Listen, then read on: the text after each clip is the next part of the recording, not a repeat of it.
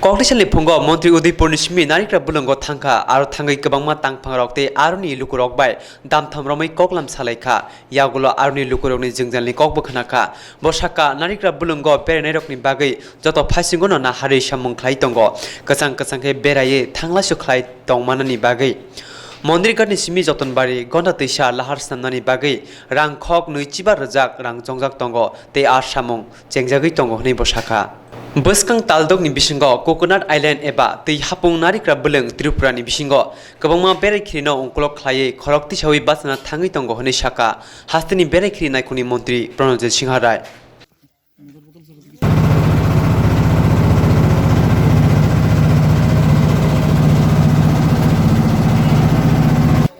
দেখুন রাজ্য সরকার এটা স্বাভাবিকভাবে রাজ্যটাকে একটা পর্যটন শিল্প হিসাবে গড়ে তোলার জন্য সমস্ত দিক দিয়ে সেটা উদ্যোগ নেওয়া হয়েছে।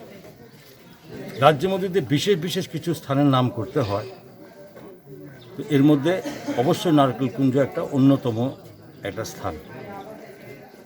আজকের থেকে চিন্তা করুন, এখানকার যারা আছেন আদি আমাদের জনজাতি গোষ্ঠীর যারা পরিবাররা আছেন বা যারা এখানে আছেন, বিশেষ করে ওনারাই বলতে পারবেন, আর যারা এসছে এর মধ্যে অন্য লোকরা যারা বাইরে থেকে তা বলতে পারবে যে নারকেলকুঞ্জ কেন হঠাৎ নামটা এতটা বড় ইয়ের মধ্যে পড়ে নারকেলকুঞ্জকে আলাদা করে কেন নারকেলকুঞ্জে এই নামটা দেওয়া হয়েছিল।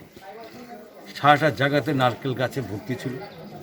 যখন জলাশয় থেকে আমি অনেক আগে এসেছি, যখন এসেছিলাম দেখেছিলাম যেরকম দূর থেকে নারকেল গাছ দেখা যাচ্ছে। তো এটার প্রতি একটা মানুষের আকর্ষণ অন্যতম, এবং চতুর্দিকে যে জলাশয় এটা কিন্তু রাজ্যের মধ্যে কোথাও নেই। এবং আমরা কাশ্মীরকে ভূস্বর্গ বলে সবাই আমরা জানি, সত্যি সুন্দর, কিন্তু এর মধ্যে আমাদের রাজ্য এই নারকেলকুঞ্জকে যদি আমরা দেখি সেটা কোনো অংশেই তার সৌন্দর্যের বাইরে কোনো অংশ নয়। এই জায়গাটাকে যাই হোক এতদিন কেন এটা অবহেলিত ছিল, কেন করা হয়নি, আমি সেই বিতর্কে যাচ্ছি না।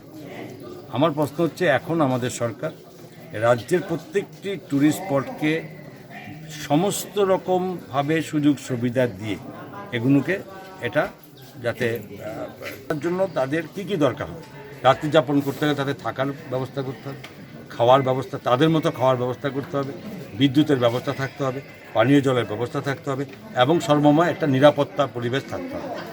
এই সমস্ত কিছুর ক্ষতি দেখার জন্য আমাদের এখানে পুলিশ ডিপার্টমেন্ট থেকে শুরু করে এসডিএমরা আছে, পিডব্লিউডি আছে, আমাদের এগ্রিকালচার আছে, এবং আমাদের দপ্তরে বিভিন্ন অফিসাররা আছে, এখানকার স্থানীয় নেতৃত্ব, এখানে আমাদের এডিসির এমডিসি সাহেব আছেন, বিধায়করা আছে, রঞ্জিত বাবু, গুলবমোহন জামাতিয়া, সমস্ত আধিকারিকদের নিয়ে এই মুহূর্তে প্রায় 3 ঘন্টা ব্যাপী আলোচনা হচ্ছে। ট্যুরিস্টদের প্রধান একটা ডিমান্ড যে এখানে কানেক্টিভিটিটা খুব খারাপ, যে উদয়পুর টু অমরপুর হয়ে যতনবাড়ি হয়ে এইখানে ডুম্বুর থেকে মন্দিরঘাট, তারপরে নৌকাপথে, এখানে গন্ডাছড়া রুট, এই বিষয় বিশেষ করে এই দুইটা জায়গা রুট কানেক্টিভিটিটার জন্য আপনারা কি ভাবছেন? আপনারা এই মুহূর্তে জানুন যে যতনবাড়ি থেকে আপ টু আপনার এই মন্দিরঘাটের আগ পর্যন্ত সেখানে অলরেডি আমরা টেক আপ করেছি, টেন্ডার কল হয়ে গেছে, এবং সেগুলো খুব সহসা এটা ফাইনালাইজ হতে যাচ্ছে, এবং প্রায় 25 কোটি টাকা ব্যয়ে আমরা এই রাস্তাটাকে যাতে উপযুক্ত রাস্তা বানানো যায় সেই ব্যবস্থা আমরা নিয়েছি। শুধু এটা কেন, ছবিমুড়ার দিকে দেখুন, সেখানেও আমরা অমরপুরতে ছবিমুড়া রাস্তা আমরা করার জন্য টেন্ডার নিয়েছি, আমরা করছি। যেখানে কানেক্টিভিটি ট্যুরিস্ট স্পটগুলোর সঙ্গে জড়িত সেগুলো সরকার অন্যতম 11.5 কোটি টাকার প্রজেক্ট আমরা হাতে নিয়েছি। দাঁড়িয়ে দেখছেন যে টিকিট কাউন্টার, বাদিকে দেখুন, সামনে গিয়ে দেখুন ক্যাফেটেরিয়া, বিভিন্ন রকমভাবে সাজিয়ে তোলা হয়েছে।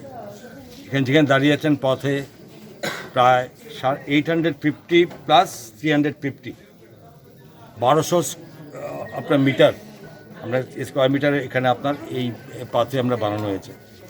এবং সেই সঙ্গে আপনার এখানে এই মুহূর্তে কয়েকদিনের মধ্যে ফ্লোটিং জেটি আমরা দিতে যাচ্ছি এই নারকেলকুঞ্জে এবং আপনার মন্দিরঘাটে, যেখানে ফ্লোটিং জেটি